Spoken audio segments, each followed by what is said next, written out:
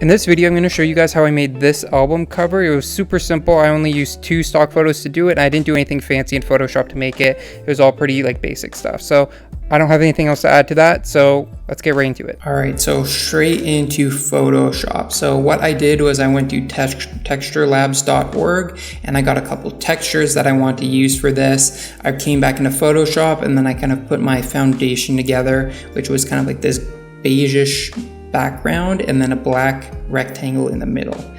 So once those 2 colors are on the page, I actually brought in my textures from texturelabs.org and I clip them on. So I have that kind of grungy texture onto that black rectangle in the middle, and then on the background I have kind of another grungy texture, but a little bit different. So here what I did was I actually edited the blend if on this one texture here that I'm editing right now, so you can only see the black parts of the texture, because if you saw a second ago it was brown and black, and I don't want the brown, I just want the black to come through. So once I edited the blend if by double clicking on the layer and then editing the sliders, I actually just changed the blending mode a little bit, and it kind of gave me this inky, I don't know, it looks kind of like this dirty inky look. Once I did that, basically here, oftentimes when I'm making something, I'm not 100% sure which kind of brush I want to use. So you can see me here as I'm talking. I'm basically just kind of trying every brush, every brush that I have, just to see if there's anything that I kind of like or that what works. So once I do that, I don't have a Wacom or anything. I'm just doing this with my mouse, and I'm just kind of lightly kind of going over the edges and trying to get some kind of look that I like, occasionally kind of rotating the brush a little bit. Once I do that, I'm doing the exact same thing because I know I want to kind of like draw some lines around these and like around the box a little bit, just to add, I don't know, just some abstractness, I guess. So once I get my box all figured out, it's looking nice and abstract-y, there's no like hard edges or anything, I plop in this image of this piece of, I don't know, a book I found sort of, and I changed the blending mode so only the black is showing up, and then I put a mask on that and use the brush tool to kind of mask out some of the edges, because when I put in the text, it was very blocky, and I kind of wanted it to look like a natural kind of page with like indents and stuff like that. Here is when we start getting crazy, because here I actually, no real reason of doing this, I just put this red circle in the black square, in the black rectangle.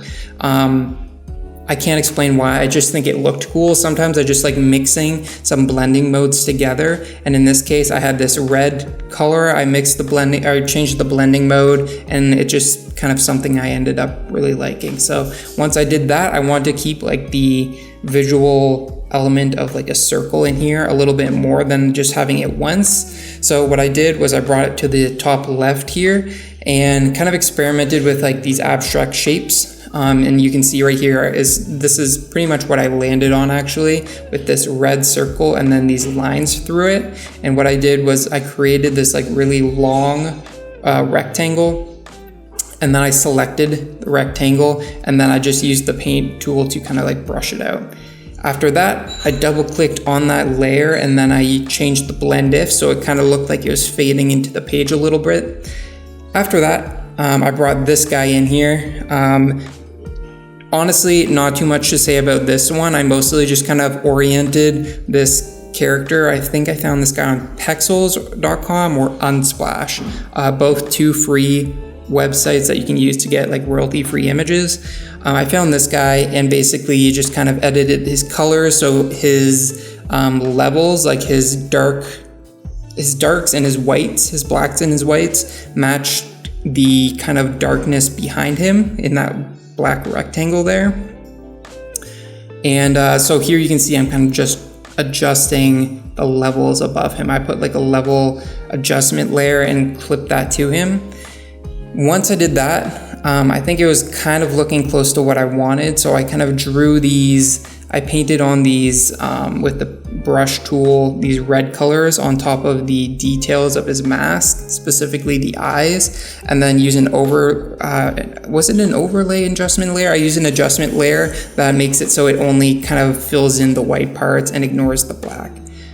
Once I was doing that, or once I finished that, I think it was looking pretty good, so I created a mask on this character as a whole, and then used the brush tool once again to kind of brush out the hard edges of the image, so it kind of looks like he's kind of fading into that black rectangle.